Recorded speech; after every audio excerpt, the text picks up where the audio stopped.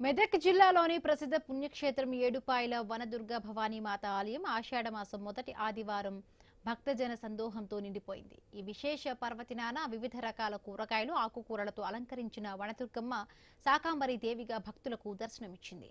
తెల్లవారుజామునే అర్చకులు అమ్మవారికి మంజీరా నదీ జలాలు, పంచామృతాలతో ప్రత్యేకమైన అభిషేకాలు, పూజలు నిర్వహించి భక్తులకు దర్శన భాగ్యాన్ని కల్పించారు. క్యారెట్, క్యాప్సికం, టమాటాలు, పచ్చిమిర్చి, గోబీ పువ్వు వంటి రకరకాల కూరగాయలనే వస్త్రాభరణాలుగా మలిచి అమ్మవారిని అలంకరించిన తీరు భక్తులను విశేషంగా ఆకట్టుకుంది. ఆషాఢ మాసంలో శాకాంబరి రూపంలో ఉన్న వనదుర్గమ్మను దర్శించుకుంటే సీజనల్ వ్యాధులు తొలగిపోయి ఆయురారోగ్యాలు సిద్ధిస్తాయంటూ భక్తుల నమ్మకం. తెల్లవారుజాము నుండే వనదుర్గ దర్శనం కోసం భక్తులు క్యూ కట్టారు. భక్తులకు అసౌకర్యం కలగకుండా అన్ని ఏర్పాట్లు చేసినట్టుగా ఆలయ ఈవో వీరేశం తెలిపారు.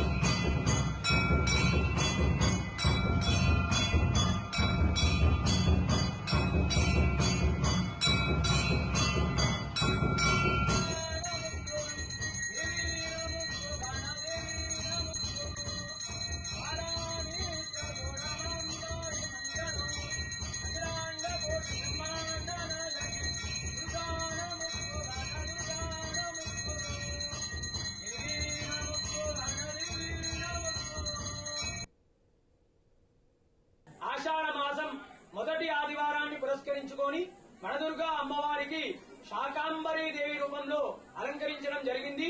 ఉదయం నుండే కూడా భక్తుల రద్దీ అధికంగా ఉంది. ఉదయాన్నే 4 గంటలకు అమ్మవారికి విశేషమైనటువంటి అభిషేకము, తదనంతరం అమ్మవారికి శాకాంబరీ దేవి రూపంలో కాయగూరలు, కూరగాయలు, అదేవిధంగా ఆకుకూరలతో విశేషమైనటువంటి అలంకరణ చేయడం జరిగింది. ఈ యొక్క ఆషాఢ మాసంలో శాకాంబరి అలంకరణ చేయడం వల్ల గాని, అమ్మవారిని దర్శించుకోవడం వల్ల గాని సీజనల్ వ్యాధులన్నీ కూడా తొలగిపోయి ఆరోగ్యంగా ఉంటారు. అదేవిధంగా ఈ యొక్క శాకాంబరి దేవిని దర్శించుకోవడం వల్ల సకల శుభాలు, అష్టైశ్వర్యాలు, ఆనందము, సంతానము, ఆరోగ్యము, అదేవిధంగా పాడి పంట వ్యవసాయము బాగా పండి అదేవిధంగా ఈ యొక్క లోకమంతా కూడా సుభిక్షంగా ఉంటుంది. శ్రీశైలంలో భక్తుల రద్దీ నానాటికి పెరుగు